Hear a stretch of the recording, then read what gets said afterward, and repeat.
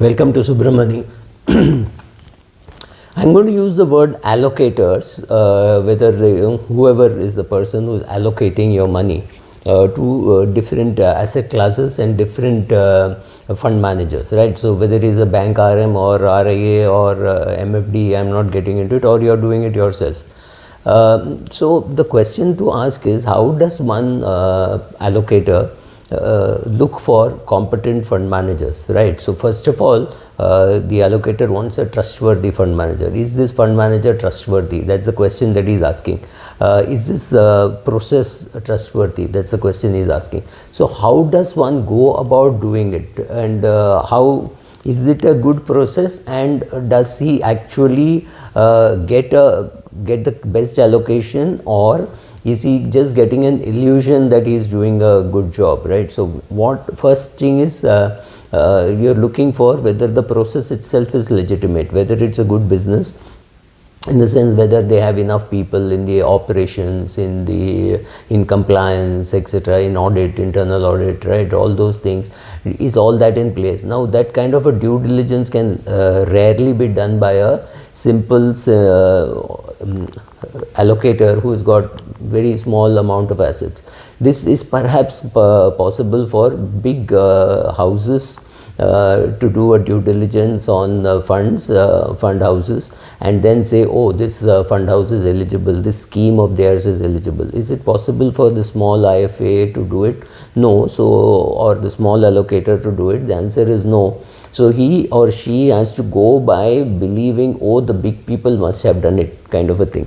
The due diligence process actually has to perform you got to determine whether the manager is indeed trustworthy, whether he's got a legitimate business, whether he's got good governance structure, operations, reporting, controls, a track record, right? You can look at all that largely from what is available in the press, rather than by asking any AMC. No AMC is going to come and tell you all this, we have all this. It is just assumed that because the AMC is in the business that they have all this, but that's again an assumption that you're making.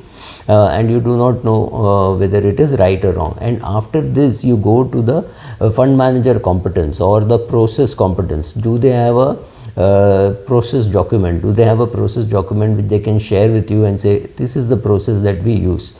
And do they have a fund manager who has stayed there long enough to believe in the process document? So largely you have to see what the fund manager has done in the past, see how he has performed, right, all that. And we also know that past performance is not a great indicator of what is going to happen in the future. Also in the US, the incompetence of the fund managers are very well documented. In India, they are not well documented. Nobody is going to share with you the mistakes that a fund manager has done in the past, etc. So some fund managers do share whatever mistakes they made. Many fund managers do not. Also, the breadth of what a allocator can see, right? Right now there are 42 fund houses. Let us say 6-7 fund managers in each fund house. That gives you close to 270-280 fund managers. Is it possible that you find all the data about all of them in some kind of a yearbook or something? The answer is no. So then you have to depend on the process more than you thought earlier. So you look at the process. Not too many of them will share a process document with you, or say something very vague like we pick up undervalued stocks, we pick up stocks with a high ROCE and moat and things like that, or we pick up value, we pick up growth. But I honestly wouldn't know, can they put the numbers of value and growth in just numerical terms, just a number, saying if the PE is so much it is value, if the PE is so much it is growth. Is it just PE, is it price to book, is it price to or just price to earning, it is ROCE, it is, then you're saying they have got moats or they don't have moats. If a company does not have good ROCE but has good moats, will you consider it, right? All this has to be said somewhere, which the allocator is able to access and able to read and understand and then implement. This looks like a very, very difficult process. So it is more heuristic. They were to say, oh, everybody seems to have done a due diligence. This fund manager has 20,000 crores. It can't be wrong. That's again not a very bad way of reaching that conclusion, simply because it's a shortcut that you're taking. The other way people decide is when they meet at conferences, annual conferences of allocators, where many of them meet. There is no one common allocator where all the national distributors, the banks and the individuals meet. There is no very few such meets, right? So across that, then there are influencers who tell you, oh, I think this fund manager is good, I've been investing for so many years. So that carries a lot of weight. So you may not even understand the value of PR, but the value of PR is high because these influencers are the persons who are going to say that these fund managers matter. Then there are many fund managers who come and speak at these functions. So that is also important, because one very important thing which I notice is there warmth in the I somehow feel and I realize that if the fund manager is warm and is willing to accept his mistakes, then people are willing to condone him, allow him his mistakes. But if a fund manager is very arrogant and you can make out that very quickly, then people are not willing to give that person too much room, right? Then it has to be sheer performance, brilliance or things like that.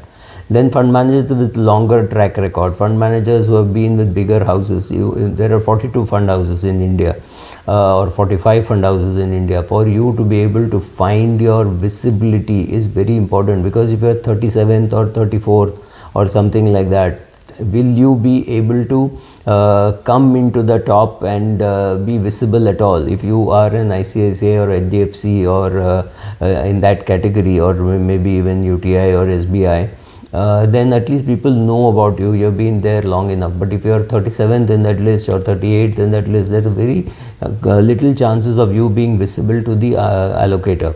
So it is very important for such fund houses to even attend all the national distributors, banks or the RIA meets or the MFD meets, so that at least people know about that fund house.